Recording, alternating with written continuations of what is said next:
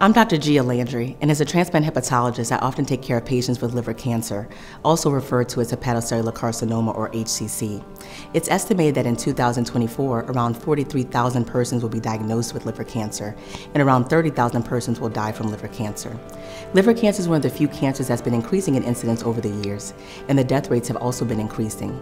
The National Cancer Institute estimates that the 5-year survival for liver cancer is around 22%, which means that the majority of people who are diagnosed with liver cancer are unlikely to be cured and likely to die from their disease. These statistics are both alarming and disturbing for 3 reasons. 1, we know that most patients with cirrhosis are at increased risk of HCC. 2, we know that surveillance for HCC should be occurring in patients with cirrhosis.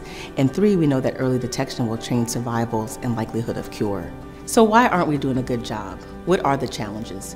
1 is that patients with cirrhosis aren't getting surveillance for their HCC. And then 2, the tools that we have for HCC surveillance, which are abdominal ultrasound as well as alpha-fetoprotein, also known as AFP, just aren't sensitive enough for detecting all HCC, and certainly aren't good enough for detecting it early.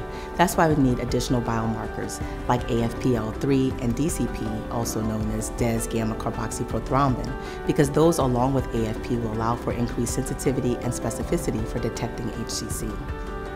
For example, I have a case of a patient who's a 63-year-old gentleman with hepatitis C cirrhosis, and on HCC surveillance, we found a 1.5 centimeter lesion on ultrasound. We then did a CAT scan, and it was a 1.9 centimeter lesion.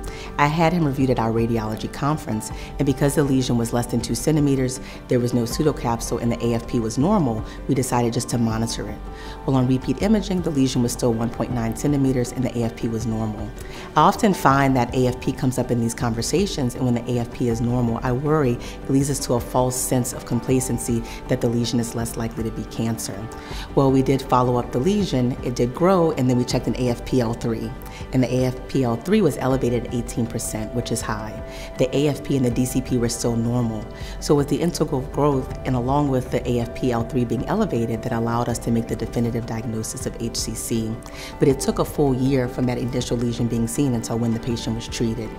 I often find that it's difficult to diagnose small cancers, and often the radiologist will say correlate with AFP, but I find that the AFP is often normal, except I've been checking AFP-L3, and often the AFP-L3 will be elevated, and that will prompt sooner cross-sectional imaging and has prompted sooner diagnosis of HCC. AFP-L3 and DCP can be really helpful tools for our general gastroenterologists who do not specialize in hepatology and don't have access to a liver conference. This allows them to increase the sensitivity of detecting HCC, and in fact, I've had more sooner and more prompt referrals to me as a hepatologist because the AFP-L3 or the DCP were elevated. HCC is really a deadly cancer, and so we need to make sure that we're getting people diagnosed early so they have longer disease-free survival and better outcomes.